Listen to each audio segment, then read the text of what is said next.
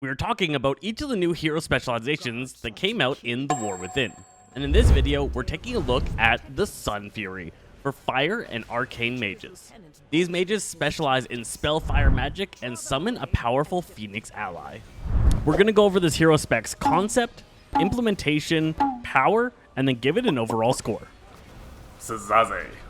The Sunfury were Kael'Thas Sunstrider's soldiers, and worked for him as he led over Silvermoon and the Blood Elves. This is a kind of cool group, but I don't really understand how this fits as a mage hero specialization. Now, I see the implementation and all that, and we'll talk about that later, but just hearing Sunfury, I was immediately like, okay, that's Kael'Thas' army. What are we doing that relates to that?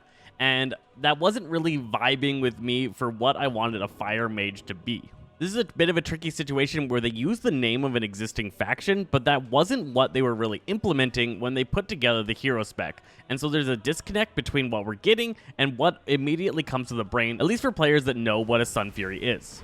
For this, I'm giving it about a 3-star in the concept side. Sunfury has some emotion behind it, and I think the fiery mage summoning the arcane phoenix is a really cool aspect of Kael'Thas, that being able to summon those kinds of energies is a cool concept, but I think where they're lacking in the raw emotional feel that you should get when you're talking about what kind of hero your mage is. The implementation, we start off with Spellfire Spheres. These are small orbs that will generate over time above us, giving us a 2% increase in our damage output per orb, so you can get up to 6% increase when all 3 orbs are out.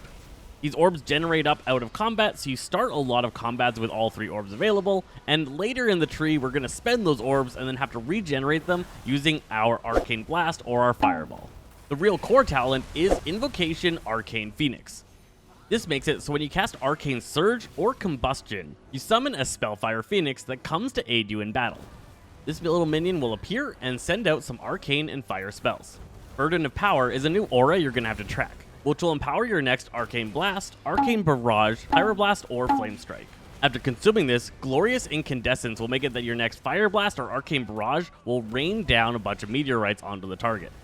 The middle node has a really cool power in Gravity Lapse, which is a new AoE CC that you can apply to targets. This is going to raise up all targets in the area and then slam them down on the ground for some significant damage.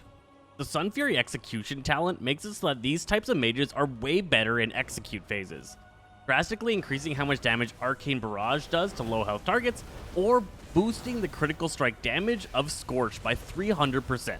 Once you pick up Codex of the Sunstriders, your Arcane Phoenix will consume your Arcane Orbs to cast exceptional spells. This is a big way to buff the damage of your Phoenix, and you should always try and summon your Phoenix when you have maximum orb count. Memory of Alar is the capstone talent. This makes it so you're quite a bit stronger during your Arcane Surge or Combustion cooldowns, and then when your Phoenix expires, you get a really cool buff that lasts longer the more empowered spells your Phoenix got to cast during its uptime. For Arcane Mages, this gives Arcane Soul, which makes it so that Arcane Barrage gives you clear casting and generates 4 Arcane charges every time, so you can be whipping out so many Arcane Barrages. And for Fire, both Pyroblast and Flame Strike will have no cooldown and guaranteed be critical strikes. Both these are really powerful abilities, and it turns summoning your Phoenix into an even longer powerful cooldown.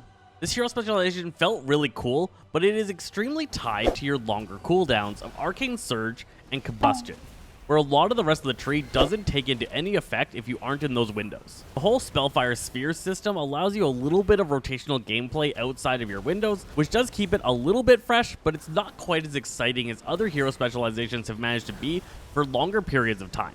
So implementation, this might be a little bit on the low side, but I'm going to give this 3.5 stars. I feel like there's a lot of different ways they could have made this feel a little bit rewarding that it doesn't quite land on. But it does feel really powerful, and maybe this would feel better when we have bosses that last a lot longer.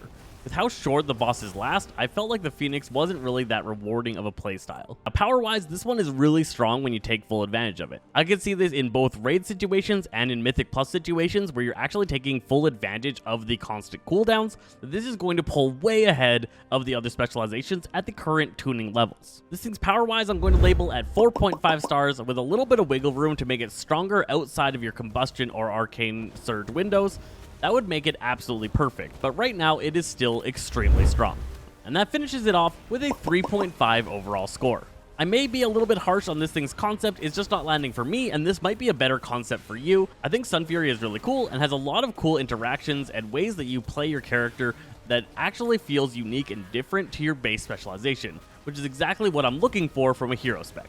For what I do differently here, really my main focus again would just be the name and trying to figure out some kind of title for this hero specialization that would more resonate with players, Sunfury being a generic term for an entire army of warriors, and most of the ones that we saw were sword and shield warriors or paladins, not mages, is really where this is lacking out in style for me.